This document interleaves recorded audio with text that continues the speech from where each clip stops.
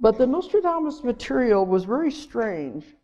I didn't go looking for it. I don't think anybody could. But I had a woman, just wanted to go into some past lives. She didn't really know anything about metaphysics. I call her an ordinary woman because she had 10 children. She had 2 jobs. So it's not the kind of person you would think had time to sit down and say, well, let's think of a hoax to fool the world. I couldn't begin to make up these things I write about. She goes back to a past life where she was a student of Nostradamus in the 1500s in France. She didn't even know later who Nostradamus was. She couldn't even pronounce his name. I knew who he was, but I'd never studied the prophecies.